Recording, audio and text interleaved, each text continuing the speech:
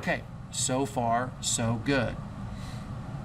Next thing we want to do is add some magnetic clasp, because right now the lid would just fall off all the time. So to do that, I'm going to turn off the storage, flip the top over, and I'm going to create a sketch on the bottom outside edge like this. That's where our magnets are going. I'm going to create a construction line right here in the middle of this one to the middle of that one, and then I'm going to grab a circle, turn off the construction line, and drag it right in the middle of this line. So I'm looking for the triangle. I'm going to drag it out. Now the magnets we're using are, hang on, let me find them real quick. Okay, found them. So they're these tiny little magnets like this, and I'll measure their dimensions and we'll enter them in. So I'm just going to grab my handy calipers. I'm going to measure their diameter first. I measure 6.35, but we're going to make it a little wider. Again, everything prints perfect, it will work, but if it doesn't, it won't work at all. So 6.35, we're going to round it to 6.5 millimeters. And actually, before I put this on, I'm going to hit escape to exit the circle. Not sure why that didn't work. I'm going to hit escape, click on this circle, and just delete it real quick. Actually, before I draw the circle, I'm going to modify, change parameters, and I'm going to add a new user parameter, and this is going to be mag diameter. And the expression here is going to be 0.65. That's 6.5 millimeters, 0.65 centimeters. And I'm going to say OK. I'm going to add one more because I want the thickness as well. So I'm going to measure how thick they are instead of how wide they are. And that ends up being 2.55. And so this is going to be mag thickness. And I'm going to round that up to 2.6 from 2.55. Oops, not 2.6 centimeters, sorry. That's 0.26 centimeters or 2.6 millimeters. Click OK. So now we've got our magnet diameter and magnet thickness in here. So I'm going to click OK. And we're going to cut a little circular hole into the top and bottom. And here we're going to call this mag diameter. Enter. And enter. Awesome. I'm going to do the same thing to the other side of the lid. And I'm going to come over here. Whoops. Come over here, grab a line, turn on the construction line, and I'm going to come here to the midpoint of this one, to the midpoint of that one. Grab a circle, turn off the construction lines, find the center of that line, drag a circle, and call mag diameter. Enter, and now I've got two circles the diameter of my magnet. I'm going to extrude these here and here, and I want to extrude them up into the, make room for them, cut a hole into the lid and into the box, because there'll be a magnet on the top and the bottom to hold each other together. So I'm actually turning the storage on right now, and I'm going to set the direction to symmetric. Two-sided symmetric, and my distance is going to be how deep one of them is, and that's going to be mag thickness. Enter. And notice here it's cutting in both directions, which is kind of cool. We just cut both holes in one fell swoop. So now we've got, let me hide the storage top. Whoops, sorry, hide the storage top. We've got holes for magnets in the base, and exactly lined up with them, I'll turn off the storage, the box. We have holes in the lid. So we can glue magnets in both of those, and this lid will stick on beautifully. All right. Now before we go on, let's do one last thing. This edge is, this doesn't look very nice. I'm gonna bevel this edge a little bit. So here I'm gonna go modify. I don't wanna use fillet because a round edge is really hard to 3D print. It doesn't turn out well. I wanna use the chamfer. I'm going to grab this outside edge, just grab all of these outside edges, and then I'm going to chamfer them in a little bit. Oh, that's way too far. Let's choose a number instead. Let's do Let's see what 0.1 looks like. Ooh, 0.1 looks pretty good. Let's try 0.15.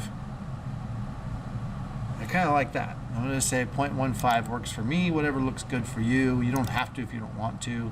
That gives it a little bit of a finished edge on it. All right, so I'm going to turn the storage container back on, and I think that might be done, done, and done. So let's turn all the legs back on and see what we've got going on. You can see there's one storage. Ooh, you know what I want to do actually? Let me go back. I'm going to turn all these back off and just leave the storage stuff on.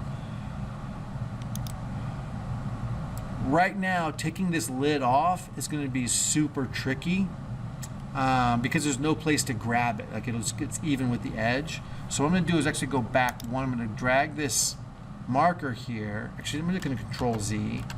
Keep Control Zing until you see you lose the chamfer. Right there is where I lost my chamfer. So I'm going to actually go in here before I do that. I'm going to click a new sketch on the top and make a little handle to take it off with. I'm going to grab a circle, go to the middle of the rectangle so I can find it. Well, it's not marked on there. So first of all, let me get a construction line. I'm going to go from one corner to the bottom of the other corner. So a diagonal line across the circle or the rectangle. And now where the midpoint of this line is the midpoint of the rectangle. So I'm going to grab my circle, turn off my construction line, come here, and I'm going to drag it out just a little bit bigger than the rectangle and click there. Now I want this to be like 2 centimeters. So I'm going to do this. I'll show you a neat trick. I'm going to turn my construction line back on. I'm going to zoom in, and at the edge of this box, right here at the middle of the side, I'm going to drag a line straight up to the circle. There it is. I got a little X when I get there. And then I'm going to use D for dimensioning, and I'm going to resize this. So I'm going to click on that line, click out here on the side to 0.2. That'll give me a 2 millimeter overhang. Finish sketch. I'm going to hit extrude. Make sure that your storage bottom is off, and that's the only thing you can see now is the storage top. And I'm going to extrude this a distance. I'm going to extrude to this bottom edge here. And then click OK. And the reason I did that, let me turn the bottom back on. Now you can kind of see that there's this little finger hold to grab the lid and pull it off with. So that just let me have that little finger hold. And I think that might be too small. I'm going to come back here to this last sketch I did to make it with. Right click on this sketch, edit sketch, zoom in. I'm going to change this 0.2 to 0.3. When I hit finish sketch, it'll fix that little thing perfectly. So pretty cool feature in Fusion. You can go back in time and fix things, and they'll automatically update everything. All right, so that's it. Let's turn them all back on now. See what it looks like so far. Now all we have to do is create the box for the opponent that goes on from here to there. Now you might be thinking, oh my gosh, that's going to take forever. It is not. Here's how easy it is. We're going to mirror this thing. Oh, let's put our chamfers on first, actually. I totally forgot about that. So I'm going to come back to this edge, and I'm going to say, hey, what I want to do is modify, add a chamfer, and I'm going to, I might turn these other ones off. You don't have to, but it's going to be a nuisance to click on them without it. I'm going to do all of these top edges in a chamfer. And I think we found that 0.15 was a good amount. Let's see if it still looks good with those little extra circles in there. 0.15. Yeah, I think it looks fantastic. Okay, click OK. And now my chamfer is in place.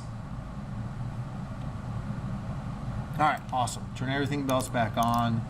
Now making the second box is just a matter of mirroring this box and lid. So here's how it's going to work.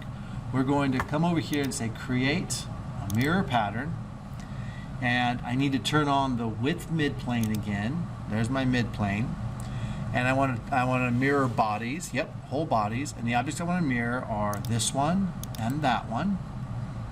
And my mirror plane is this midplane, and notice how I was building one right there.